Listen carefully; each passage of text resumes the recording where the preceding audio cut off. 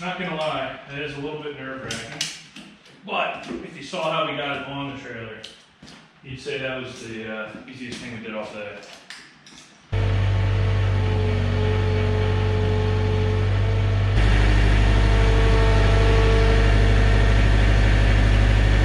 Alright guys, welcome back to SpankRanch Garage. Today I went to an auction to buy a Natural Light Keep It Natural beer sign. Metal one, made in USA, it's gonna look great on the wall. But they had a pretty nice looking Bridgeport there as well, and I just had to buy it. So I've been wanting one of these machines probably for, I don't know, 10 years now. I used to run them at a couple jobs that I was on. Unfortunately now with my new job, we don't have a Bridgeport that I have access to, so I have to have one for myself. So anyway, this is a 1981. She's dirty, she's rough looking, but this machine's actually in great shape. It has been sitting for about 10 years, so I do have some surface rust on the table to deal with, but you know, it's got a one-shot oiler on it, it's got a Tco DRO that works. It's got chrome ways. You can still see all the patterns in the ways. So this is a very tight, very low wear machine. I'm excited about that. It's got power feed on the X, and it's a variable speed, 2 horsepower. It is a 208 3-phase machine, so I'll probably be ditching this whole control panel and just replacing it with a cheap VFD. And I'll probably be getting rid of the OEM Bridgeport power feed and putting on just a standard standalone servo one, because there's a lot going on in that cabinet. I haven't gotten into all that yet. But anyway, this thing was an absolute disaster to pick up. Me and my girlfriend had to disassemble it in the back of this guy's garage and drag it out and load it into my dump trailer in the pouring rain. It's been raining for like 48 hours here in Pennsylvania. So it was pretty tedious getting this thing in. Even with the table off and the head off, this is a pretty heavy piece of iron still for a Chinese engine hoist. So that was a little bit of a pucker moment, getting this thing up on the trailer and then tarping it and bringing it home and trying not to get the whole thing soaked. So I think I did all right with that. Anyway, I'm going to give this machine a once over. I'm going to clean it up. I'm going to inspect a couple parts, throw it back together, and we'll start making some parts here. She's definitely dirty. She's definitely got surface rust. I think this is part of the reason I got it so cheap, is because just looks crappy. But look at this. Look at these ways. Look at this scraping. I mean, it's like a brand new Bridgeport. This is probably the tightest machine I've put my hands on. I thought the guy was screwing with me. I thought he had the jibs all cranked in when I got there because the thing was so tight. But it turns out he didn't really know much about this machine. He got it from somewhere he used to work. He used it a little bit 10 years ago, and it kind of just sat in the back of his garage. I mean, look at the factory scraping on this carriage. Fantastic condition. So this thing has a ton of life left in it. I did notice the top end of the head sounds a little loud. I don't know if those spindle bearings have been oiled and whoever knows how long. And it has very old school electronics on it. So this is all original to 1981. Got the big control panel with the reversing contactors and fuses and a big transformer and all this other crap. Honestly, I really think I'll just get rid of this whole panel, put a VFD on the 3-phase motor, and go to a normal power feed. This does your power feed. This runs the motor, runs the reversing switch, all that stuff. It's just too much going on in there, and it's too bulky. You know, I don't have a huge garage. I'd rather just get rid of all of that. It's got a much newer Tco glass scale DRO. I think this is good to a 1/2,1000 resolution. 42-inch table, has surface rust from sitting, but I think this will clean up very well. T-slots are full of junk, but he actually included this, you know, cleaning tool. And then I do have the glass scales carefully perched here to go back on once I clean this up. The only real problem I found with it so far is the ram is locked up. I couldn't get the ram to move. I wanted to pull it forward a little for lifting this thing. Couldn't get it to move, so I'll get some penetrating oil on that, see if I can get her broken free. It's got a one-shot oiler on it, which is awesome. And then it's also got a cooling air and oil misting system.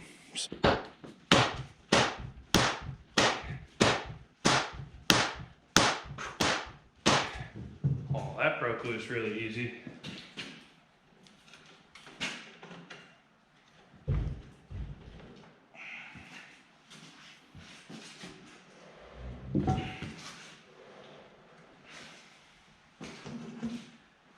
I just want to see what's broken loose and what's not. All right, so the worm gear that moves the head angle, it's definitely tighter than it wants, or than it should be.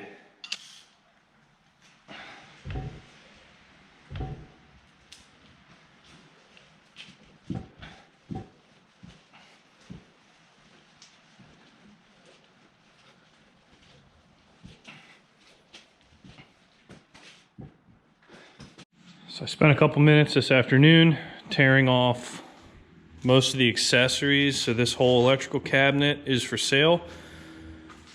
This old school power feed is for sale. This old school control box is for sale. And this DRO I'm keeping.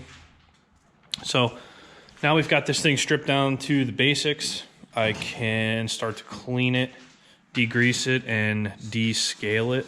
I'd say the biggest issue with this machine is its paint. It is just trash. I don't know.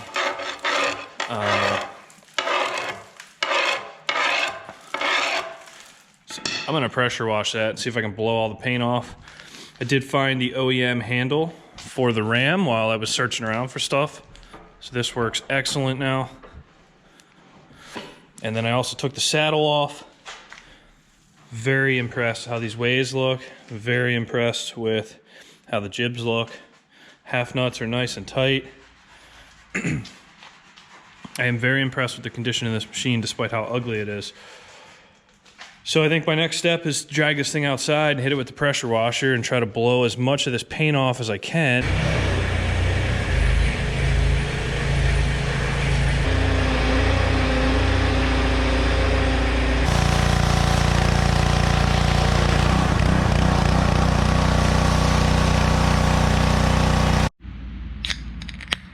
I'm trying not to have painting this turn into a huge project, but essentially these things are Bondo buckets right out of the factory. They essentially sprayed like a 30 thousandths thick layer of body filler on all the castings to make these things look nice, which it did.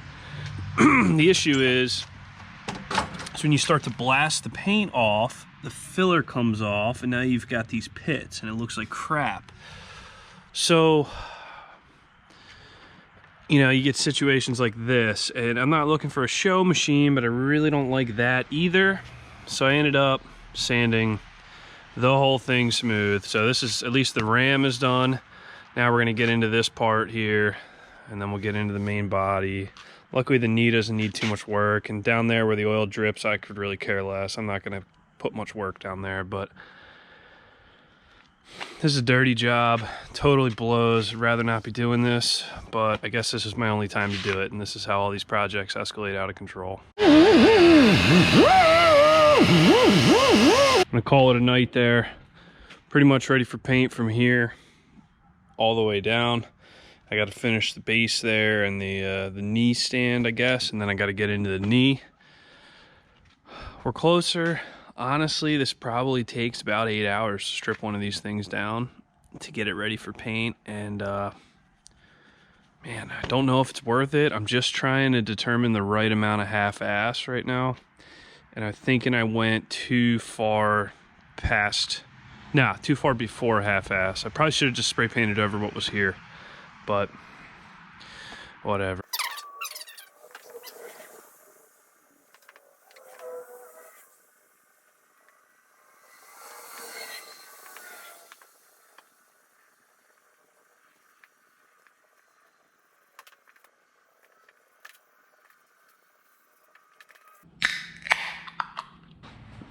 Got one coat on her.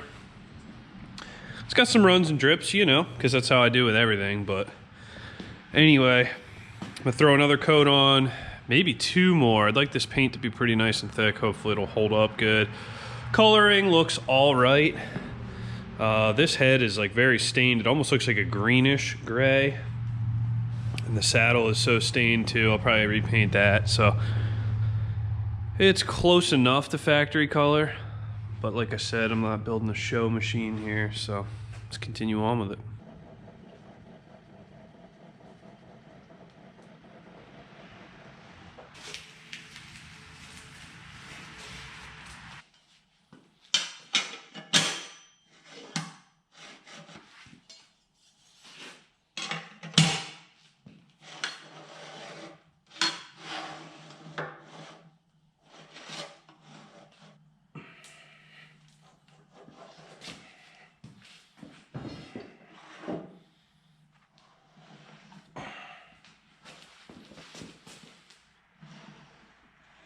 I'm putting these jibs back in. Clear out these passages here, because this is where oil travels through. So this thing's got a one-shot oiler on it. It's got a bunch of oil hoses that distribute oil to all the ways. So oil's gonna come through the back of this, and then it's gonna kind of leak out to all these spots here and keep this whole thing lubricated. So you got it apart now. It's the time to make sure these aren't fouled up. This is the Jib Adjusting Screw. So this collar grabs it, moves it forward and backwards to change how tight you grab the dovetails. So you kind of got to start these together. And now she's a lot easier the whole way. But yet still in the center. Well, I do have a little bit of movement there. I'm not happy with that. Go in a quarter turn.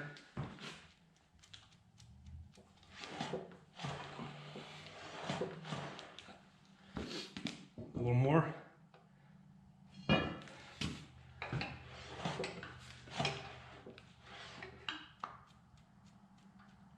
can hear a tiny bit of play still. This is the bracket that holds the half nuts. They're not really half nuts. Drive nuts, whatever you want to call them. But clean this up pretty good. I'm going to dump some oil in here to give these lead screws a little bit of lube. Now that, like I was talking about the one-shot oiling, there are numerous hoses that go to this that lubricate the Y and the X. Luckily these are still flexible. This has to go in and then rotate 90 degrees like that. These hoses take a little playing around, but you'll get them in there.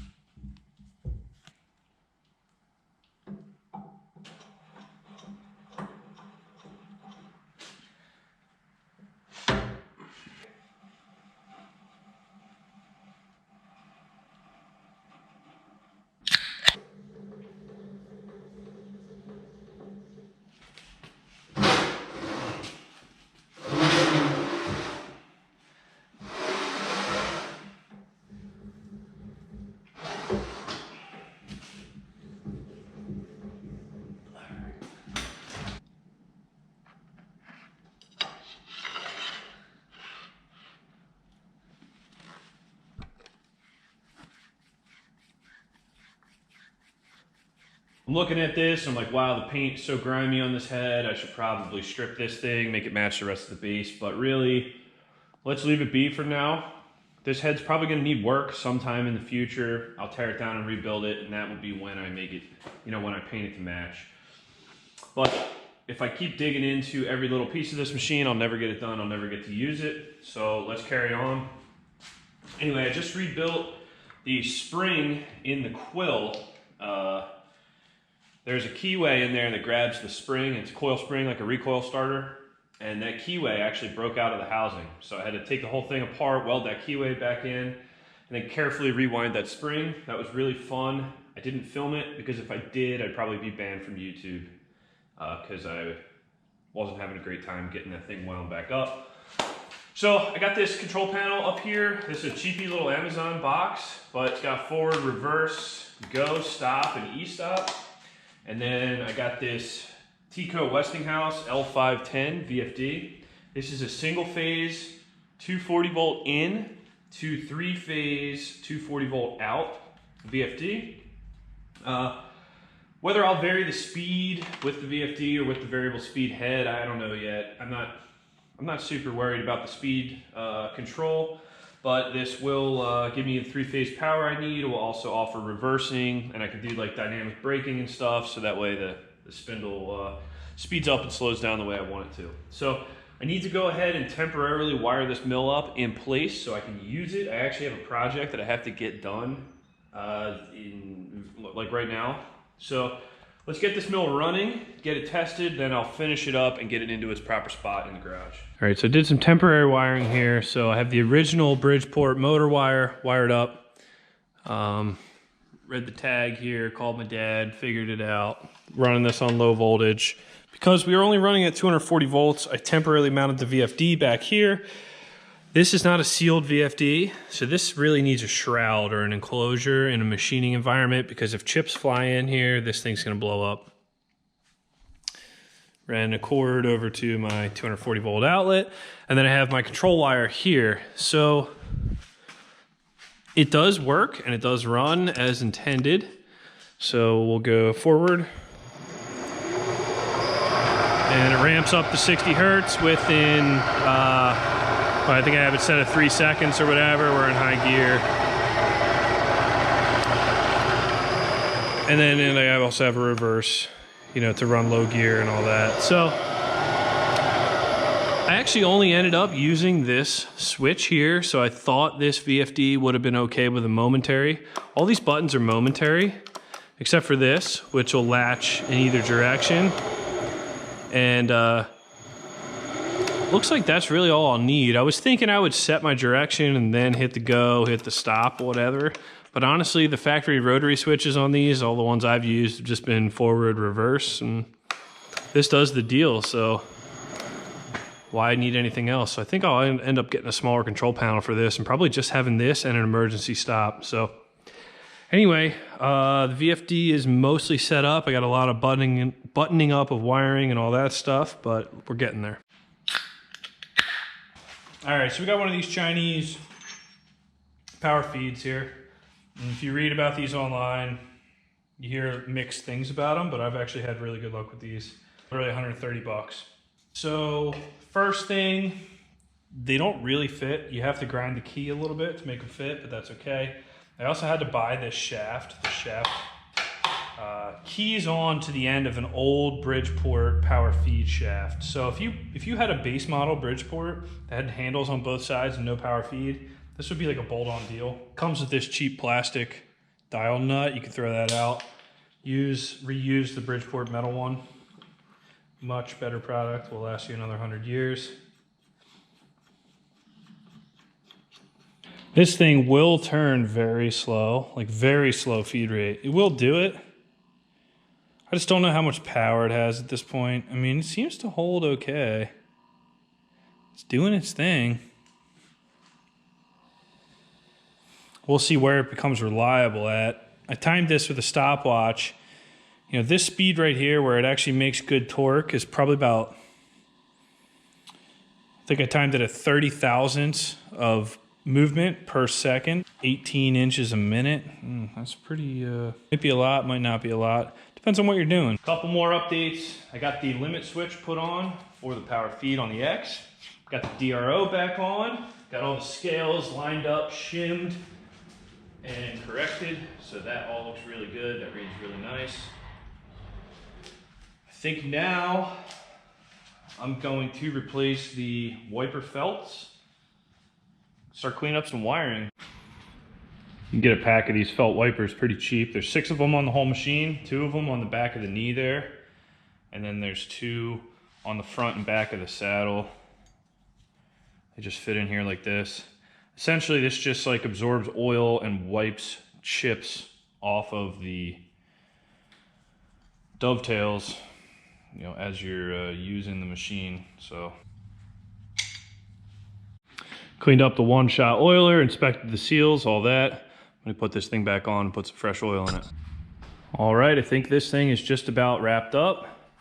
So we got the Mitutoyo DRO. She is working great. All that stuff set up.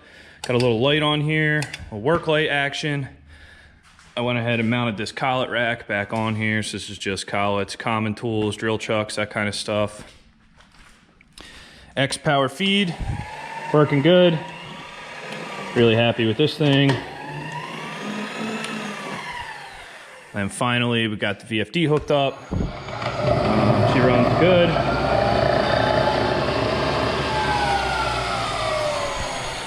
So all in all, really happy with how this thing turned out. Got the one-shot lube set up here. Just letting this thing bleed. I got a lot of air in the lines and stuff, so that's gonna take a little bit before that actually starts getting oil up to the ways. Anyway, there she is in all of her glory. Let's do a job with it.